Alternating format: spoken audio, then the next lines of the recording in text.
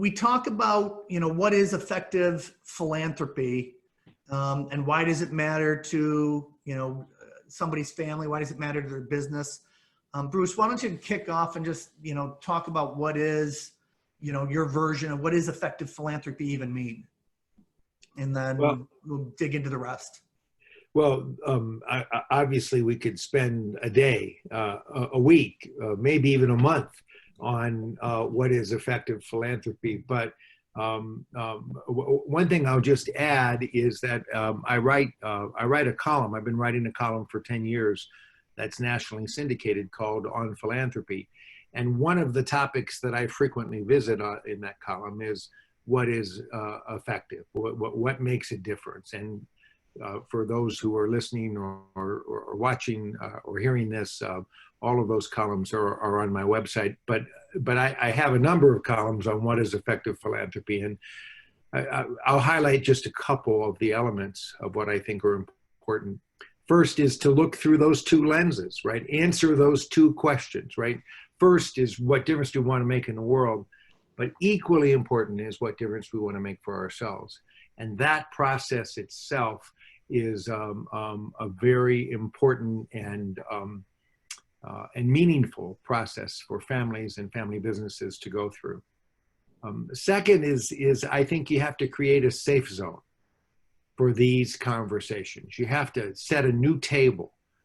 Families have a dinner table, and mom and dad sit in their places and the kids sit in their places, and there's certain ways that families relate to each other, parents to kids to grandkids. And I believe that you have to create a new table for philanthropy where everybody gets to sit as equals, where you have different ground rules, where you have different ways of communicating, so that the generations among themselves and between themselves have an opportunity to truly effectively communicate. And I've written whole columns on just how to create a safe zone for family philanthropy. Third, I think you need to go deep, not wide.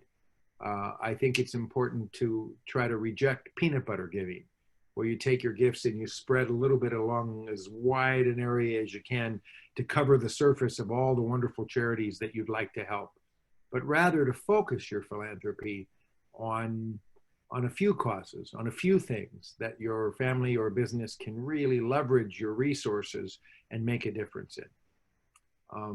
Fourth is, I believe in the importance of the United Nations Sustainable Development Goals, the SDGs, and they can be a roadmap for philanthropy to help you focus and to help guide your work to make sure that you're headed in the right direction to make the difference you want to make.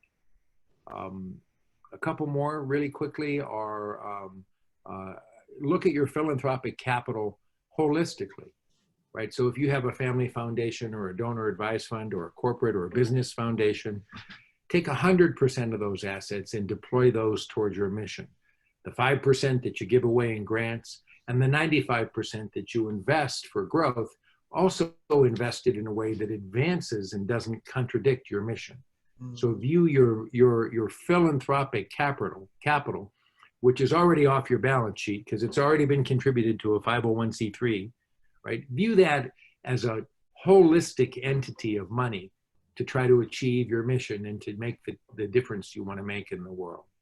And then finally is view your philanthropy with nonprofits as a partnership, as any good partnership, good communication, fair balance of power, listening, learning, talking about failures, learning from successes, just like any partnership, rather than the traditional power dynamic between the grantor who has all the money and all the power and the grantee who has to do what they say.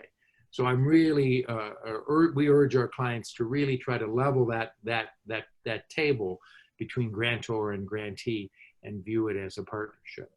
So those are just a few quick ideas that I have about how to be an effective philanthropist.